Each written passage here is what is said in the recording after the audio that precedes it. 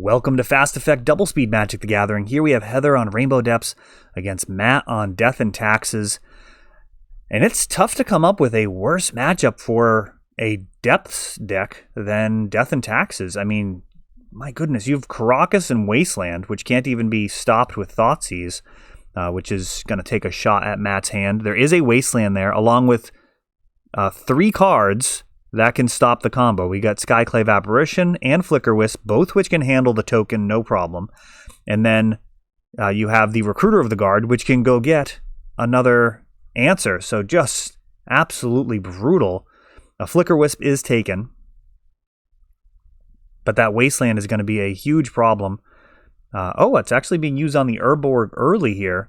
I don't love that. Now, I don't know the matchup super extensively. Blowout, crop rotation and response. I don't know the matchup super well. Not like I've played both sides of the table for like thousands of reps or anything like that, but just in general, Wasteland is a great answer to the combo, and the only thing that really answers it is opposing Wastelands or Stifles. So kind of whoever has the most cumulative of those is going to win that position. For those unfamiliar, when you go to copy the Dark Depths with Thespian Stage, you're going to let the Legend Rule resolve, let the Dark Depths go to the graveyard, and then you're going to Wasteland the Thespian Stage copy of Dark Depths and get a 2-for-1. So they can't even go for it versus a knowledgeable player.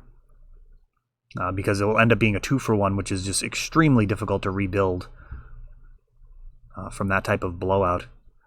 Now we also have a Mana Confluence, mercifully not a City of Brass. That'd be pretty devastating to present a win condition versus Death and Taxes, where they can just ping you repeatedly by tapping your City of Brass with their Rashad import. That would be fairly demoralizing. That is a card that exists in the format, so Mana Confluence is actually better than City for the most part. City of Brass better when you have cause to respond to the ping. So if you had like an Angel's Grace, you could tap City of Brass, put the trigger on the stack, and then respond with an Angel's Grace, for example. Mirran Crusader has shown up, and there's still Caracas on board. So Mirran Crusader swings, and the life total starts to deplete. Now, I'm not actually very big on Mirran Crusader in Death and Taxes. You know, when he picks up a Sword of Fire and Ice, it's a make-your-own true name nemesis for sure. Really, really difficult to find a way to interact with that card once it has protection from all those colors. But just in general, it's more clock when that's not necessarily what the deck needs. The deck would probably be more excited to get an additional lock piece. As we've seen with Skyclave Apparition, just more disruption. We've got a Stifle. Oh, look at this. Stifle on the Caracas for the game. Heather one-shots Matt here. Stealing that one. Stifle absolutely blowing out. And yeah, I don't know. I feel like that Wasteland may have been much better served going after that Dark Depths. The Stifle would have needed to be used to stop that, and then Caracas would have been still an answer. So Heather would have needed a lot more answers. It may have felt like a hand that couldn't lose. That might have been part of it.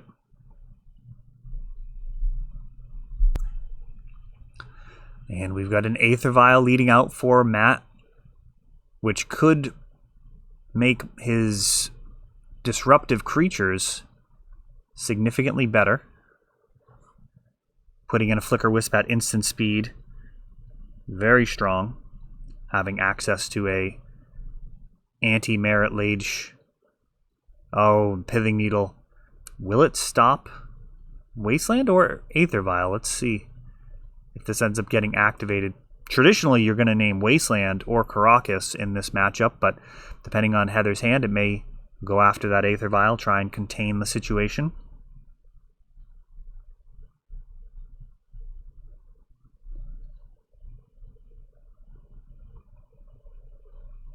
Oh, non-token permanent for Skyclave. Now, that's worth noting. So the Skyclave Apparition not going to be able to handle the Merit Lage, just the Flicker Wisp.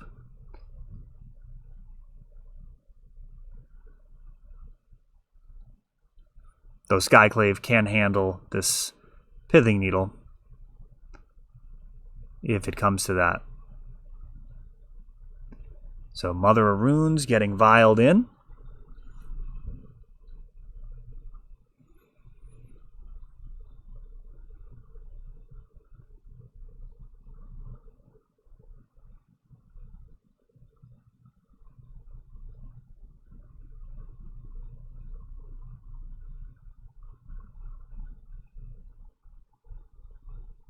Looks like a Rishadan Port going after that gemstone mine during the upkeep.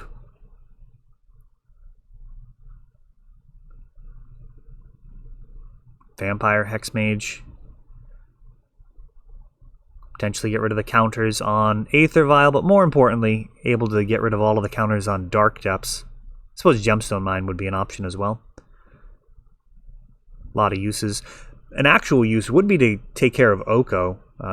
That is a legitimate use of Vampire Hexmage, a thing that we see at times when he was still with us. He may show up over the next couple of weeks. We have a couple of weeks worth of videos queued up just in case there's a tournament that gets canceled for whatever reason. We will not run out. We will have a new video every day here in 2021.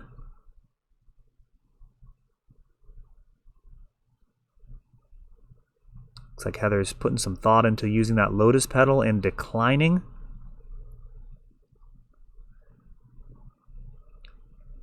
And a Skyclave Apparition takes out this Pithing Needle.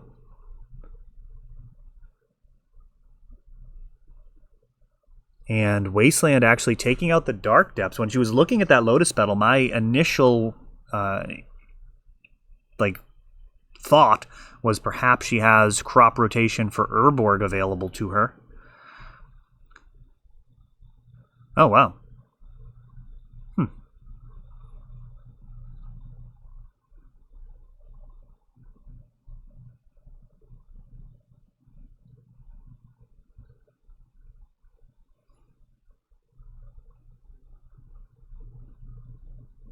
But this is not...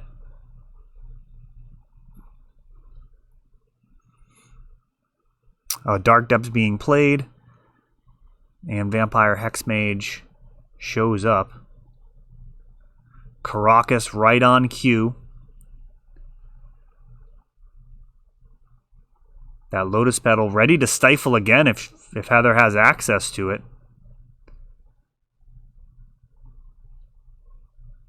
Lotus Petal, kind of a obstinate card here, gonna be able to stay ready for use despite a Rishadan Port online.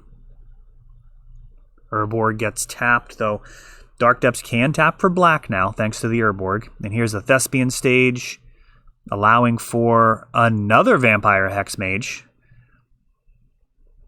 Now actually contesting the board.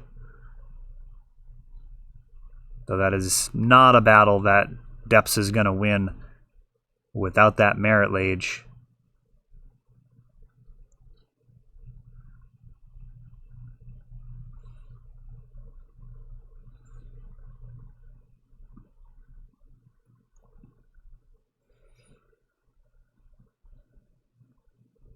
And it's go time during the end step, making a 2020.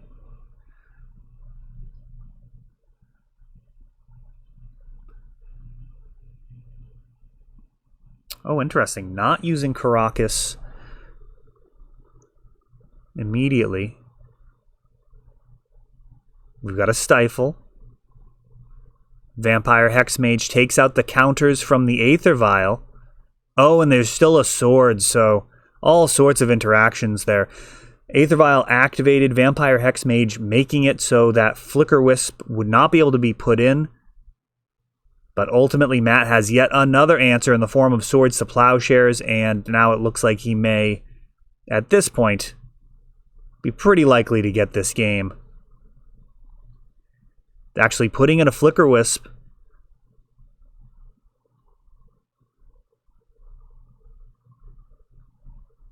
Just casting it. Gemstone Mine. Trying to get a bit more of a clock. To be fair, without the Aether Vial... What is that? That looks like a Torpor Orb. I can't tell what that is. It looked like it was 3 mana.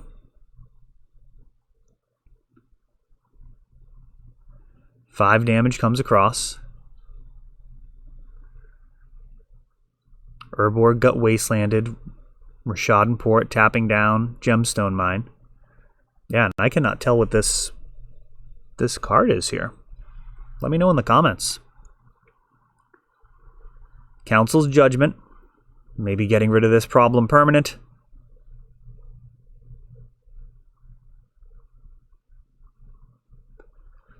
Urborg.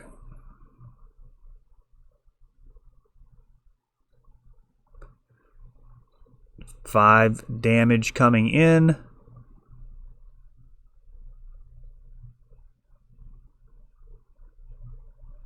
That Aether Vial recovered at this stage, back up to 3, potentially ready to put in another Flicker Wisp. Recruiter of the Guard can prime the pump by finding another Flicker Wisp so easily. And that's a line that gets out of hand pretty fast. So Pithing Needle coming down. But it looks like this will be too little too late. In the face of this mana denial. Council's Judgment takes it out anyways, and that Aether Vial stays active. Mother of Runes, even to the point of tapping off of Karakas. Something you generally don't do in this matchup, depending on the size of your opponent's hand. There's just a lot of tricky lines that can happen with crop rotation that can catch you tapped out with Karakas on your own turn. Can feel pretty bad when they just insta make a 20/20 during your end step, but just not enough to stop the onslaught of White Weenie, essentially. Death and Taxes is the evolution of that. And Heather pulling together another go. Oh, grabbing a Wasteland.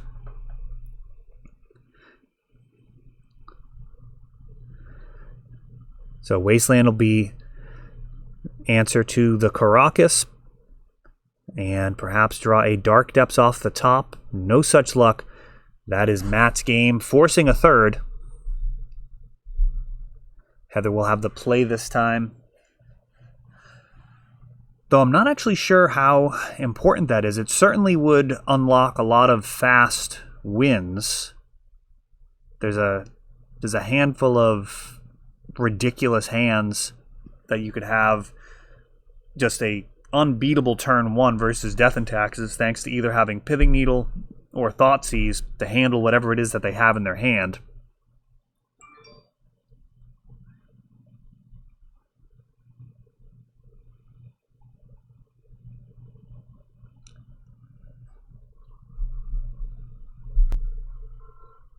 Alright, so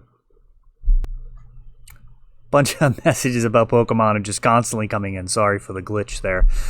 So Heather going to be on the play. The footage is not rolling. We're a mess here. Thespian stage, which gets wastelanded.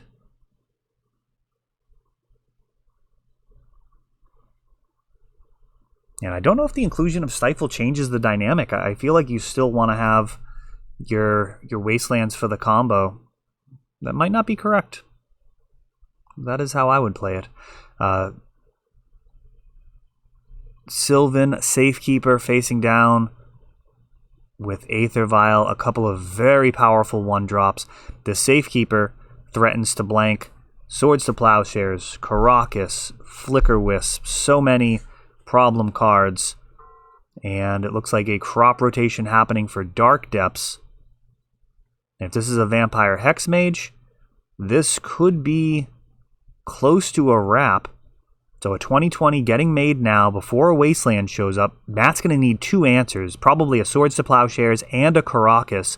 Anything else is not going to do, and that is it. Heather on the play there. Game 3 takes it down as Sylvan Safekeeper provides a blanket to one of any answer. Matt would have needed the absolute nuts to make it out of that, and that is good enough to take it down in 3. That is all for this one, but don't worry, there is a lot more. You can check out our older videos, and we're always putting out new videos from ELD's Time Vault Games in Bellingham, Massachusetts. If you want to help the channel, of course, you can like, subscribe, share, tap that notification bell so you can know the next time our new videos come out. Thanks for watching.